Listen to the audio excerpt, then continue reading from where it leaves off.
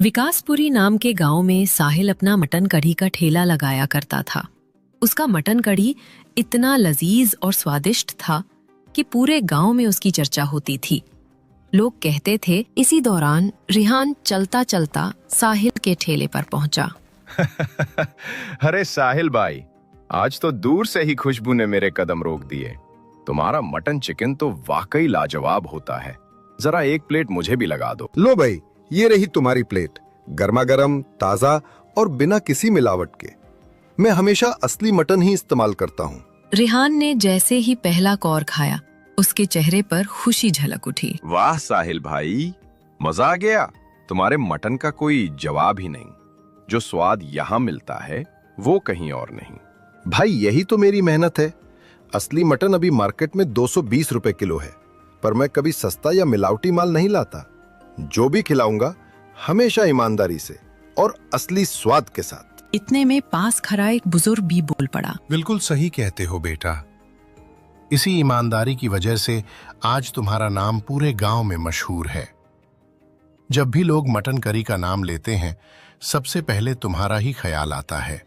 साहिल भाई, आपका ठेला तो अब हमारे मोहल्ले की पहचान बन गया है। आगे चलकर यही ठेला नहीं, एक बड़ा होटल बनेगा, देख लेना। साहिल अपना ठेला बंद करके थके हुए घर लौटा। घर के आंगन में कदम रखते ही उसने देखा कि सेठ जी बैठे हैं थे। अरे सेठ जी, आप यहाँ? आप कब आ गए? कब? तभी जब तुम्हें मेरी रकम याद दिलानी थी। साहिल, तूने मुझे पागल समझ रखा है क्या? इतने दिन से तूने एक पैसा जमा क्यों नहीं कराया? सेठ जी, मैं जानता हूं कि मैंने पैसा लिया है और लौटाना भी मेरी जिम्मेदारी है, पर मटन बहुत महंगा हो गया है। मैं असली मटन ही लाता हूं, मिलावट नहीं, इसलिए मुनाफा कम हो रहा है। असली मटन? कोई शोहरत कमाना है क्या? तुम्हें पता है मार्केट में कितनी कीमतें बदलती हैं। पर मैंने तुम्हें पैसा दिया था काम शुरू करने के लिए, मजाक खेलने के लिए नहीं। सेठ जी, मैं सिर्फ ईमानदारी से ग्राहकों को अच्छा खाना खिलाना चाहता हूं। मिलावटी सामान बेचकर मैं शर्मिंदा रहूंगा। अगर आप चाहें तो मैं सस्ते मटन भी ला सकता हूं, पर स्वाद और नाम दोनों पर समझौता हो जाएगा। तुम्हारी ईमानदारी अच्छी बात है, पर व्यापार में ईमानदारी के साथ नफा भी चाहिए। मैं तुम्हें 3 दिन की मोहलत देता हूं। 3 दिन में तुम पैसे जमा नहीं कर सके तो मैं तुम्हारा ठेला और घर का अधिकार सब उठा लूंगा, समझा? 3 दिन। सेठ जी, बस एक आखिरी मौका दीजिए। मैं किसी तरह इन 3 दिनों में पैसे का इंतजाम करूंगा, कुछ भी कर लूंगा। ज्यादा घंटे मदद मांगूंगा, पर ठेला और घर मत छीनिए। ठीक है, पर याद रखना वक्त कम है। सुबह की पहली किरण। साहिल जल्दी जल्दी कपड़े पहनकर बोरी उठाता है। अरे खालिद भाई, जल्दी से मुझे 10 किलो मटन दे दो, मुझे तैयारी करनी है। लोग ठेले पर इंतजार करते हैं। मटन तो मिल जाएगा साहिल, लेकिन ध्यान रहे आज रेट बहुत ऊपर चला गया है। क्या कह रहे हो खालिद भाई? कल ही तो मैंने आपसे 220 रुपए किलो पर लिया था। भाई, मार्केट के रेट रोज ऊपर नीचे होते रहते हैं।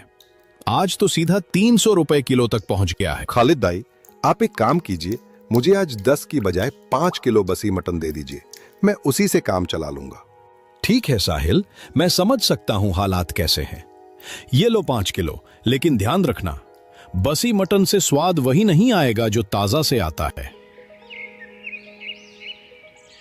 अरे साहिल भाई, जल्दी से एक प्लेट मटन करी लगा दो, बहुत भूख लगी है।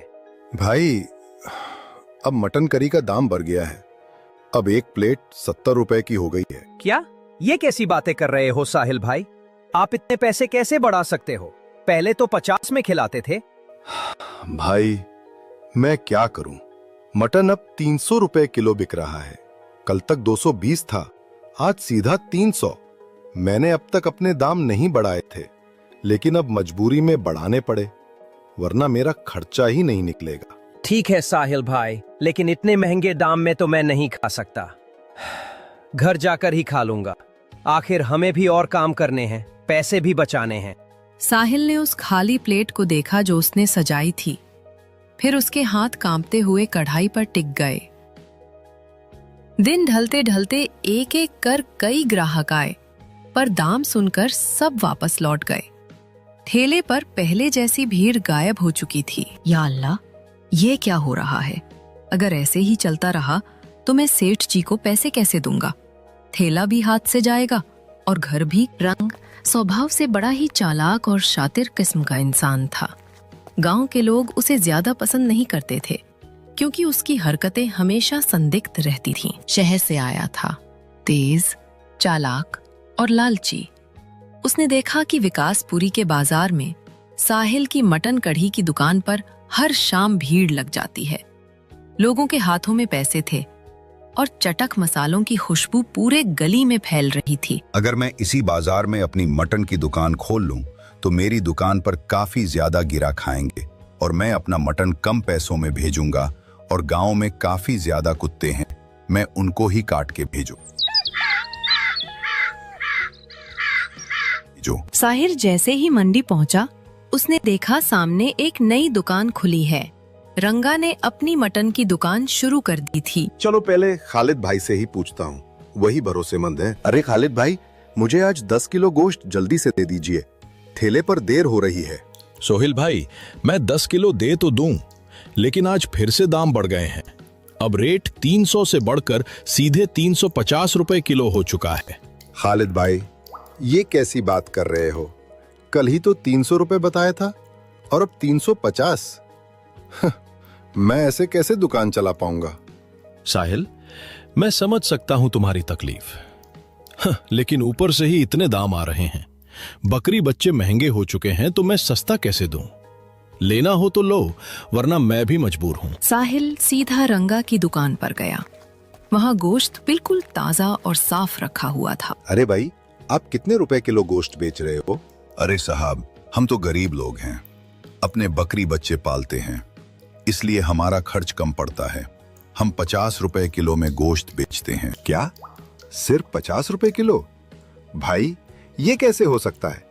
जब पूरी मंडी 350 रुपए पर बिक रही है तो तुम इतना सस्ता कैसे बेच रहे हो? कहीं इसमें कोई चाल तो नहीं? नहीं साहब, इसमें कोई चाल नहीं। हमारे पास अपनी बकरियां हैं, हम खुद पालते हैं और खुद काट कर लाते हैं, इसलिए हमें उतना खर्च नहीं पड़ता जितना दूसरों को होता है। आप एक बार ले जाइए, फिर देखिएगा, आप हमेशा याद रखेंगे कि ये गोश्त कितना साफ और स्वादिष्ट है। जब यहाँ इतना सस्ता और ताजा गोश्त मिल रहा है तो मैं 350 देकर क्यों लूं? अगर मैं इससे खरीद लूं तो मेरा खर्चा भी बचेगा और सेठ जी का पैसा भी जल्दी चुका पाऊंगा। ठीक है भाई, तो मुझे 20 किलो गोश्त जल्दी से दे दो और देखना बिल्कुल साफ और बढ़िया हो। तभी पहला ग्राहक आया। अरे साहिल भाई, तुमने रेट कम कर दिए। कल तक तो प्लेट 70 रुपए थी और अब अचानक 20 रुपए। ये कैसी बात है? हाँ भाई, सही सुना आपने, मैंने दाम कम कर दिए हैं। जो कल तक 70 में बिकता था, आज वो मैं 20 में दे रहा हूँ, बिल्कुल ताजा और साफ गोश्त से। ये सुनकर खुशी तो हुई, पर साहिल, कहीं तुम गोश्त में कुछ मिलावट तो नहीं कर रहे? अब लोग ऐसे दाम देखकर शक करेंगे। नहीं भाई, मैं कभी मिलावट नहीं करूंगा। आज जो दाम मैंने घटाया है वो इसलिए है क्योंकि मैंने सस्ता और साफ गोश्त पाया, सीधे छोटे पालक से। उसका बकरा बेहतरीन पलता था और हमें सस्ता पड़ा। मैं चाह रहा हूं कि लोगों का भरोसा टूटे नहीं। आप एक बार खाइए, फिर खुद कह देंगे। वाह, क्या स्वाद है! सच में स्वाद वही है जो पहले मिलता था, पर दाम कम। अब तो मैं हर हफ्ते आऊंगा। साहिल अब रोज रंगा से मटन लेने लगा। रंगा भाई, जब से मैं तुमसे मटन लेने लगा हूं, मेरी बिक्री दुगनी हो गई है। पहले तो मैं सोचता था कि मेरी दुकान बंद हो जाएगी, लेकिन अब लोग फिर से मेरे मटन करी के दीवाने बन गए हैं। अरे साहिल भाई, यही तो मेरा मकसद है। मैं लोगों का भला करना चाहता हूँ। मेरे पास ढेर सारे बकरी के बच्चे हैं। सोचता हूँ क्यों न सबको सस्ते दाम पर असली गोश्त खिलाऊं। लेकिन रंगा भाई, एक बात मेरी समझ में नहीं आती। जब तुम्हारे पास इतने ढेर सारे बकरी बच्चे हैं तो तुम उन्हें अपनी दुकान के पास क्यों नहीं रखते? अगर पास ही रहते तो तुम्हें भी आसानी होती और ग्राहकों का भरोसा भी और बढ़ जाता। नहीं साहिल भाई, आजकल जमाना खराब है, चोरी डकैती बहुत बढ़ गई है। अगर मैं बकरियों को दुकान के पास रख दूंगा तो नजर भी लग जाएगी और चोरों की भी नजर पड़ सकती है। इसलिए मैं उन्हें अपने घर पर पालता हूँ। वहां वे सुरक्षित रहते हैं। हाँ, ये तो सही कह रहे हो भाई। जमाना वाकई बदल गया है। इंसान की नजर भी बुरी पड़ जाती है और चोरी चकारी भी बढ़ गई है।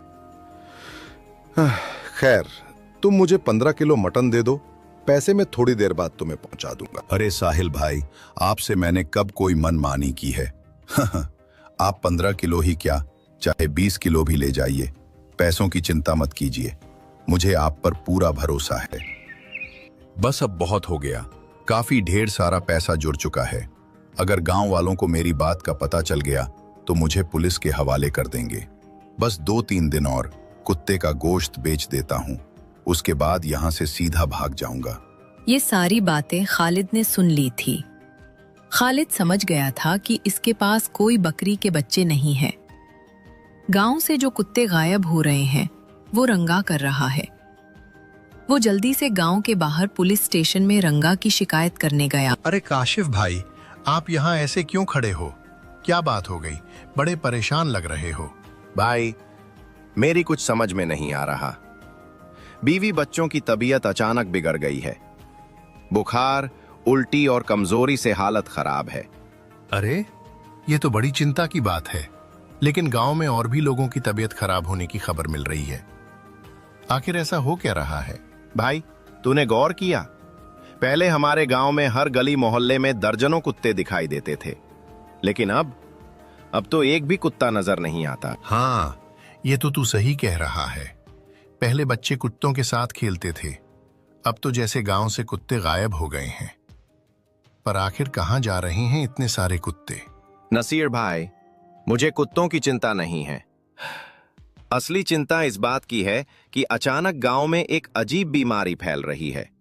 जगह जगह लोग बीमार हो रहे हैं। मुझे लगता है कि इसकी जड़ कहीं और है। मुझे शक है कि ये सब साहिल की मटन करी से जुड़ा है। देखो ना, बाकी बाजार में मटन 350 रुपए किलो बिक रहा है और वो सिर्फ 30 रुपए प्लेट मटन करी बेच रहा है। इतना सस्ता कैसे बेच सकता है? कुछ तो गड़बड़ है भाई।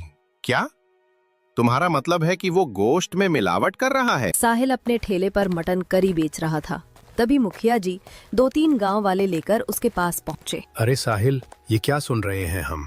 तेरा खाना खाकर गांव में कई लोग बीमार हो गए हैं। औरतें, बच्चे, बूढ़े, सबकी तबीयत बिगड़ रही है। साफ साफ बता, तू गोश्त में क्या मिला रहा है? नहीं मुखिया जी, ये आप कैसी बातें कर रहे हो? आप तो जानते ही हो, मैं बरसों से अपना ठेला लगाता हूं। कभी किसी ने मेरे खाने की शिकायत नहीं की। मैंने कभी मिलावट नहीं की। फिर अचानक अब क्यों करूंगा? मैं तो असली मसालों से ही मटन करी बनाता हूं। तो फिर ये बताओ साहिल, जब गोश्त का भाव 350 रुपए किलो है, तब तू सिर्फ 30 रुपए प्लेट कैसे बेच सकता है? इतना सस्ता मटन करी, ये हमारी समझ से बाहर है। मुखिया जी, मैं गोश्त रंगा से लेकर आता हूं। वो मुझे 30 रुपए किलो में देता है। उसका गोश्त अच्छा भी होता है और ताजा भी, इसलिए मैं सस्ते दाम में बेच पाता हूं। रंगा? ये रंगा कौन आ गया? हम तो सिर्फ खालिद की दुकान जानते हैं, जो बरसों से गांव में मटन बेच रहा है। ये अचानक नई दुकान कहां से आ गई? और इतनी सस्ती दर पर असली गोश्त कौन बेच सकता है? अरे कहीं ऐसा तो नहीं कि वो कुत्तों का गोश्त काट कर बेच रहा हो? इसी वजह से कुत्ते भी गायब हो गए हैं और गांव में बीमारी फैल रही है। नहीं मुखिया जी, मुझे तो ऐसा कुछ पता नहीं। मैं तो उसके सामने ही कटवाता हूं। गोश्त देखकर मुझे सब ठीक लगता था, कभी शक ही नहीं किया। साहिल, अगर तूने जानबूझकर गांव वालों को गंदा गोश्त खिलाया है तो याद रख, ये बहुत बड़ा गुनाह है। और अगर तू मासूम है तो असलियत साबित करनी पड़ेगी। और ठीक है, अभी पंचायत बुलाते हैं, रंगा को भी बुलाया जाएगा और सच सामने आएगा कि ये गोश्त असली बकरे का है या कुत्तों का। अगर हमारा शक सही निकला तो रंगा के साथ साथ तुझे भी सजा मिलेगी साहिल। इतने में खालिद भाई और एक पुलिस वाला तेज कदमों से वहां पहुंच गए। अरे आप लोगों को चिंता करने की जरूरत ही नहीं। मैंने सब कुछ बता दिया है। जो गोश्त तुम्हें दिया जा रहा था वो तुम्हारे ही गांव के कुत्तों का गोश्त था। ये बहुत गंभीर मामला है। बताओ रंगा, ये बात सच है क्या? तुमने जानबूझकर कुत्तों का गोश्त बेचकर लोगों की सेहत को जोखिम में डाला? इंस्पेक्टर साहब, मैं ऐसा नहीं करना चाहता था।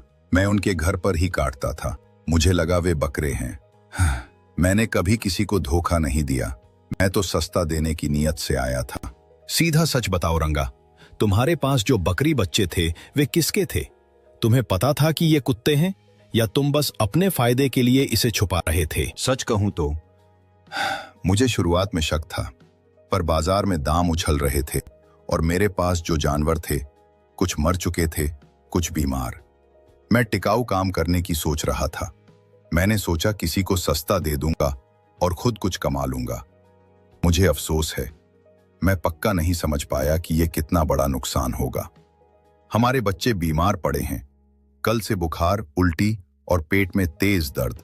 डॉक्टर ने कहा इन्फेक्शन है, इंजेक्शन लगवाने पड़ेंगे। अब क्या जवाब देंगे तुम लोग?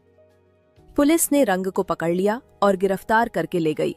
सभी गांव वालों ने अपना डॉक्टर से इलाज कराया और सभी गांव वाले ठीक हो गए।